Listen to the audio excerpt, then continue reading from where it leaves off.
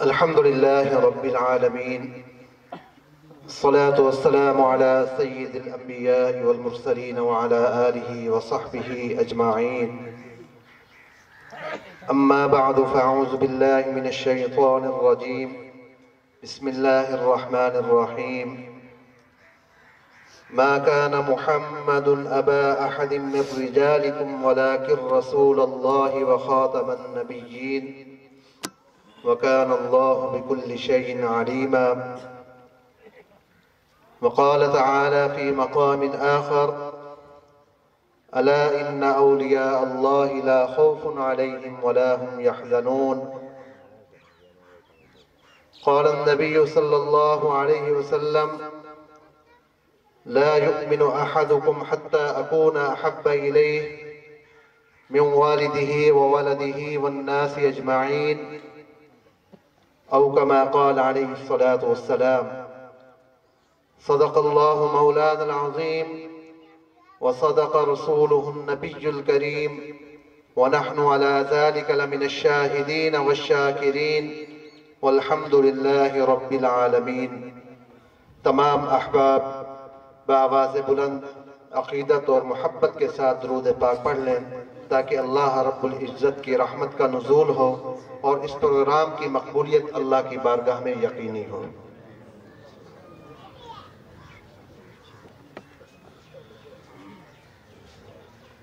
قابل صدر عزت احترام بزرگان محترم و برادران عزیز، آج کا یہ عظیم الشان بابرکت اور بارونق پروگرام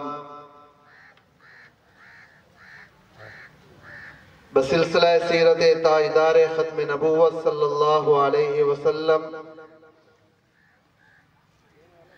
اس عظیم عنوان کے ساتھ معنون، اس عظیم عنوان کے ساتھ انعقاد پذیر ہے، جس کی میزبانی کی سعادت برادر عزیز سید محمد زید الحسن شاہ صاحب اس کی سعادت حاصل کر رہے ہیں،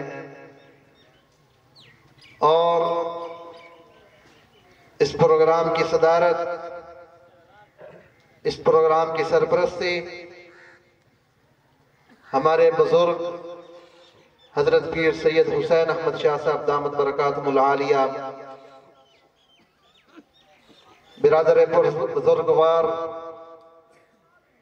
حضرت مولانا قاری سید محمود علی شاہ صاحب دامت برکاتہم العالیہ، حضرت مولانا قاری سید محمد رضوان الحسن شاہ صاحب دامت برکاتہم العالیہ اپنی دعاؤں کے ساتھ اس کی سرپرستی فرما رہے ہیں۔ یہ پروگرام اس پورے شہر احمد پور سیال کے اکابر، اس علاقہ کے اکابر علماء کرام اور مشائخ اعظام،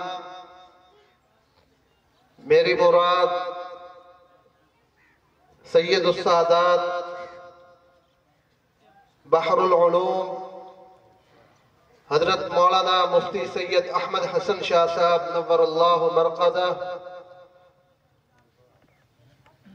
فاضل جلیل مجاہد اسلام فخر اہل سنت حضرت مولانا قاری سید سلطان علی شاہ صاحب رحمۃ اللہ تعالی علیہ، فخر الکاملین بحر الاسفیاء حضرت پیر سید محمد شمس الحسن شاہ صاحب رحمۃ اللہ تعالی علیہ، محبوب العلماء والصلحاء مجاہد اہل سنت حضرت مولانا علامہ سید کوثر حسین شاہ صاحب رحمۃ اللہ تعالی علیہ، ولی کامل جبل استقامت حضرت مولانا قاری سید محمد قمر الحسن شاہ صاحب رحمۃ اللہ تعالی علیہ، اور اسی کے ساتھ ساتھ آقا علیہ الصلوۃ والسلام کی پوری امت کے اصال ثواب کے لیے انعقاد پذیر ہے۔ یہ اکابر، یہ بزرگ اس علاقہ کے یہ محسن ہے دینی اعتبار سے کہ انہوں نے اس خطے کے اندر دین کے حوالے سے جو خدمات سر انجام دی ہیں، میں یہ اگر کہوں تو بے جا نہ ہوگا اگر کوئی صاحب حال دیکھے تو اس دھرتی کا ذرہ ذرہ ان کی خدمات کی گواہی دے رہا ہوگا۔ ہمارے دادا محترم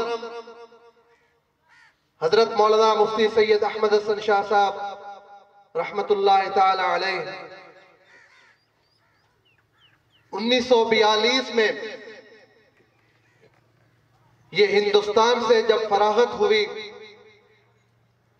اس کے بعد آپ لاہور میں تشریف لے آئے۔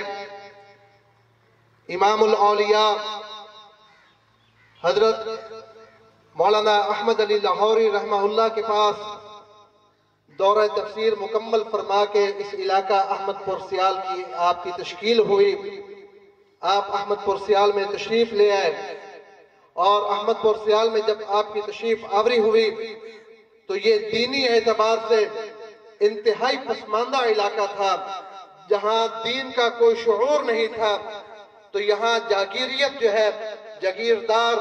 زمیندار اور سیاستدان، ان کا ایک غلغلہ تھا، ان کا ایک تسلط تھا۔ تو انہوں نے آ کے اپنی قسم پرسی کے عالم میں، کوئی مالدار نہیں تھے، کوئی صاحب جداد نہیں تھے، لیکن توکل پہ، اللہ کے توکل اور بھروسے پر دین کا کام شروع کیا۔ اپنا ایک مطب جو ہے، مطب کے اندر اپنا ذریعہ معاش تھا، اور اسی مطب کے اندر ایک بڑی درسگاہ تھی جہاں علاقہ کے بچے، بلکہ مسافات کے علاقوں سے، بعد میں دور دراز کے علاقوں سے بچے آتے تھے، اور آپ نے ان کو تعلیم کے زیور سے آراستہ فرمایا۔ بالآخر الحمدللہ آج پورے علاقے کے اندر دور دور تک آپ کو مساجد اور مدارس نظر آئیں گے۔ تو یہ انہی بزرگوں کی محنتوں کا ثمر ہے، انہی بزرگوں کی محنتوں کا نتیجہ ہے کہ اللہ کے فضل سے الحمدللہ آج پورے علاقے کے اندر قدم قدم پر آپ کو مساجد اور مدارس نظر آئیں گے۔ تو یہاں جو دین کا کام ہو رہا ہے، جو ذکر اللہ ہو رہا ہے، ذکر رسول اللہ ہو رہا ہے، قال اللہ قال رسول اللہ صلی اللہ علیہ وسلم کی صدائیں بلند ہو رہی ہیں، تو یہ یقیناً یہ دار و مدار، یہ کریڈٹ، یہ انہی بزرگوں کو جاتا ہے جنہوں نے اپنی قسم پرسی کے عالم میں توکل علی اللہ کے اوپر یہ اس کار خیر کی بنیاد رکھی، اور آج الحمدللہ پورے علاقے کے اندر اس کا فیضان جاری و ساری ہے، اور انشاءاللہ تا قیام قیامت یہ انشاءاللہ دینی فیضان یہ جاری و ساری رہے گا۔ اور اسی کے ساتھ ساتھ آپ کے بڑے فرزند جن کو دنیا مجاہد اسلام حضرت مولانا قاری سید سلطان علی شاہ صاحب رحمت اللہ تعالی علیہ کے نام سے واقف ہے اور جانتی ہے، حضرت والا کو کم و بیش 36 سال گزر چکے ہیں، لیکن آج بھی احمد پور سیال کا مضافات کا بچہ بچہ ان کے نام سے واقف ہے۔ اس کی بنیادی وجہ یہ ہے کہ انہوں نے تھوڑے وقت کے اندر ایسے دینی امور سر انجام دیے، اور ان کی بنیاد تقوی ہوتی تھی، اخلاص ہوتا تھا، تو اللہ رب العزت نے 36 سال کے بعد آنے والے چھوٹے بچوں کی زبانوں کے اوپر بھی ان کے نام کو جاری کر دیا ہے۔ یہ ہے دین کی برکت اور یہ ہے اخلاص۔ اسی طرح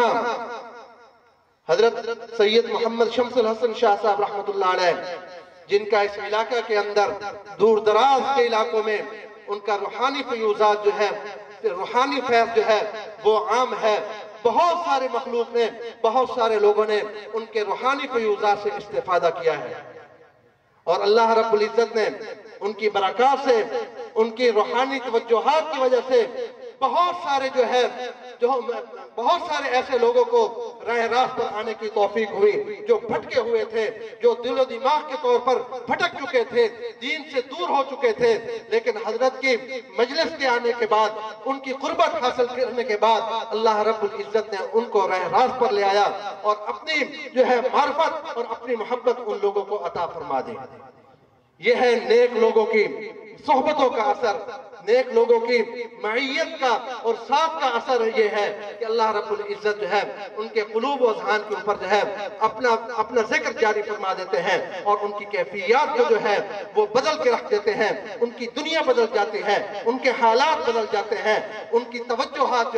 وہ اللہ کے ساتھ جڑ جاتی ہیں، تعلق قائم ہو جاتا ہے۔ جب جس کا اللہ کے ساتھ تعلق قائم ہو گیا وہ کامیاب ہو گیا۔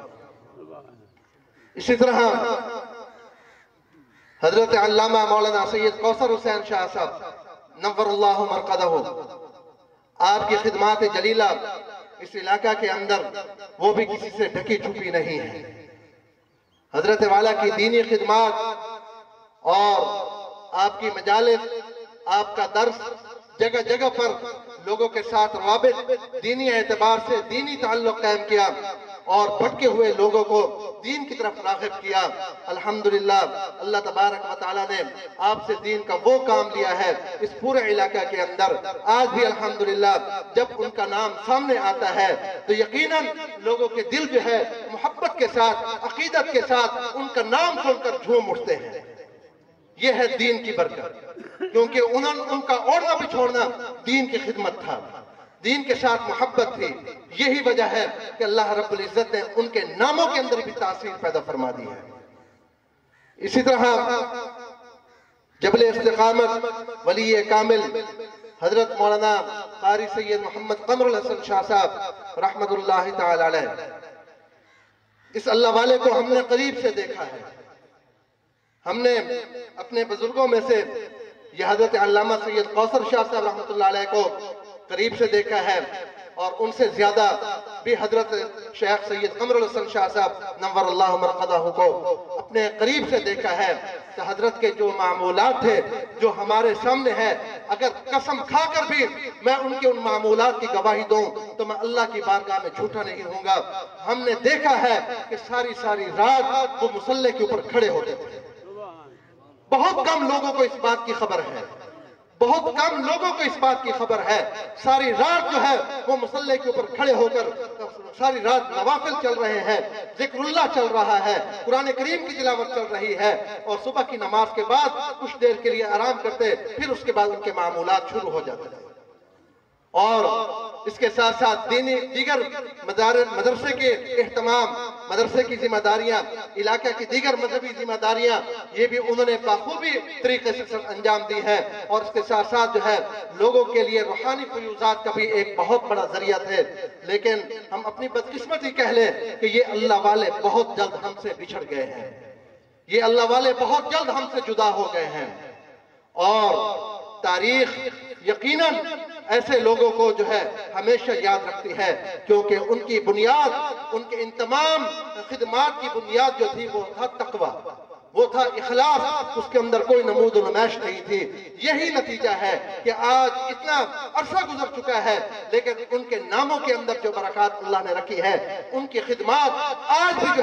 بچہ بوڑھا جوان ہر آدمی یہ گواہی دے رہا ہے، ہر آدمی یہ تائید کر رہا ہے۔ اگر یہ اللہ والے اس علاقہ کے اندر کام نہ کرتے، نہ جانے آج ہمارا اخلاقی اعتبار سے، عقائد کے اعتبار سے، نظریات کے اعتبار سے شاید بھٹک چکے ہو، لیکن اللہ رب العزت نے ان لوگوں کو ہمارے لیے مسیحا بنا کر اس علاقہ کے اندر بھیجا، اور اللہ تبارک و تعالی نے ہم سب کو ان کی بدولت صراط مستقیم نصیب فرمایا ہے۔ اللہ تبارک و تعالی ہمیشہ صراط مستقیم کے اوپر ہمیں گامزن رکھے۔ وقت کی نزاکت بھی ضرور ہے، لیکن ایک حدیث شریف عرض کرتا ہوں۔ حضور علیہ السلام نے فرمایا کہ میں دنیا کی دولت، دنیا کے اسباب اس آدمی کو بھی دیتا ہوں کہ جس آدمی کے ساتھ مجھے محبت ہوتی ہے۔ میں یہ دولت اس آدمی کو بھی دیتا ہوں جس کے ساتھ مجھے محبت نہیں ہوتی۔ اللہ رب العزت فرماتے ہیں، حضور علیہ السلام ارشاد فرما رہے ہیں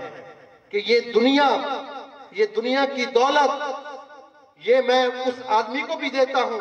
جس کے ساتھ مجھے محبت ہوتی ہے، اور اس آدمی کو بھی دیتا ہوں جس کے ساتھ مجھے محبت نہیں ہوتی، لیکن دین میں صرف اس آدمی کو دیتا ہوں جس کے ساتھ مجھے محبت ہوتی ہے۔ یہ حضور علیہ السلام نے فرمایا۔ اس حدیث کی روشنی میں آپ سب لوگ مبارکباد کے مستحق ہیں کہ اللہ رب العزت نے آپ سب کو دین کی محبت میں یہاں جمع فرمایا ہے، اور یہ مجلس مبارک مجلس ہے۔ حدیث شریف کے اندر آتا ہے کہ جس مجلس کے اندر اللہ اور اس کے رسول صلی اللہ علیہ وسلم کا ذکر ہو رہا ہو، اصحاب اخیار، اہل بیت اطہار اور اولیاء اللہ کا تذکرہ ہو رہا ہو، وہ مجلس ایسی مبارک ہوتی ہے کہ اس مجلس کو اللہ کے فرشتے جو ہیں گھیر لیتے ہیں، حلقے بنا لیتے ہیں، زمین سے لے کر آسمان تک فرشتوں کے حلقے جو ہیں اس مجلس کو گھیرے میں لیا ہوتا ہے، اور جب مجلس برخاست ہوتی ہے، اختتام پذیر ہوتی ہے، تو وہ فرشتے جب اللہ کی بارگاہ میں حاضر ہوتے ہیں، اللہ رب العزت باوجود اس کے کہ سب کچھ جانتے ہیں، پوچھتے ہیں کہاں سے آ رہے ہو، وہ فرشتے عرض کرتے ہیں الہ العالمین فلاں مقام پر تیرا ذکر ہو رہا تھا، تیرے محبوب کا ذکر ہو رہا تھا، تیرے محبوب کے صحابہ اور اہل بیت کا ذکر ہو رہا تھا، تیرے محبوب کے اولیاء کا ذکر ہو رہا تھا، الہ العالمین تیرے اولیاء کا ذکر ہو رہا تھا، ہم اس مجلس سے ہو کر آ رہے ہیں۔ تو اللہ رب العزت پوچھتے ہیں کہ وہ کیا چاہتے تھے، کیا کہتے تھے، تو وہ فرشتے عرض کرتے ہیں الہ العالمین وہ اس مجلس کی برکت سے تیرے عذاب سے پناہ چاہتے تھے، تیرے جہنم سے پناہ چاہتے تھے۔ اللہ رب العزت پوچھتے ہیں کیا انہوں نے میرے جہنم کو دیکھا ہے، میرے عذاب کو دیکھا ہے کہ جس کی بدولت وہ مجھ سے معافی مانگ رہے ہیں، یہ جہنم کے عذاب سے پناہ مانگ رہے ہیں؟ تو فرشتے عرض کرتے ہیں الہ العالمین دیکھا نہیں ہے، سنا تو ضرور ہے، تیرے محبوب کی زبان سے سنا ہے، تیرے قرآن سے سنا ہے، تیرے محبوب کی حدیث اور فرمان سے سنا ہے۔ الہ العالمین تیرے محبوب کے فرمان پر، تیرے قرآن کے اوپر ان کو اعتماد اور یقین ہے، اسی وجہ سے وہ عذاب جہنم سے پناہ مانگ رہے ہیں۔ اللہ رب العزت پوچھتے ہیں اور کیا مانگ رہے ہیں؟ تو عرض کرتے ہیں الہ العالمین وہ جنت طلب کر رہے ہیں، وہ جنت کا سوال کر رہے ہیں، یا اللہ ہمیں ان مبارک تذکروں کی برکت سے ہمیں عذاب جہنم سے محفوظ فرما کے ہمیں جنت کے اندر داخل فرما۔ اللہ رب العزت فرماتے ہیں کیا انہوں نے میری جنت کو دیکھا ہے کہ جس کا اتنا اشتیاق ہے، اتنا شوق رکھتے ہیں؟ تو عرض کرتے ہیں الہ العالمین انہوں نے دیکھا نہیں ہے، تیرے محبوب کا کلام سنا ہے، تیرے محبوب کا فرمان سنا ہے، تیرا قرآن پڑھا اور سنا ہے، وہ اسی کے اوپر انہی بشارتوں کے اوپر یقین رکھتے ہیں، اور انہی یقین کی بنیاد پر وہ جنت طلب کر رہے ہیں۔ تو اللہ رب العزت فرماتے ہیں تم گواہ ہو جاؤ، میں نے ان تمام لوگوں کی بخشش اور مغفرت کا فیصلہ کر دیا ہے۔ پھر فرشتے عرض کرتے ہیں الہ العالمین ان میں کچھ آدمی ایسے بھی تھے، یا ان میں ایک آدمی ایسا بھی تھا جس نے یہ دیکھا کہ یہاں کوئی مجمع ہے، کچھ لوگ جمع ہیں، چلو میں بھی وہاں چلا جاتا ہوں، وہ اس نیت کے ساتھ نہیں آیا تھا۔ اللہ رب العزت فرماتے ہیں میری رحمت وسیع ہے، میں ان نیک لوگوں کی برکت سے اس کی بھی بخشش کرتا ہوں۔ تو اللہ تبارک و تعالی ہم سب کی حاضری کو اپنی بارگاہ میں قبول فرمائے۔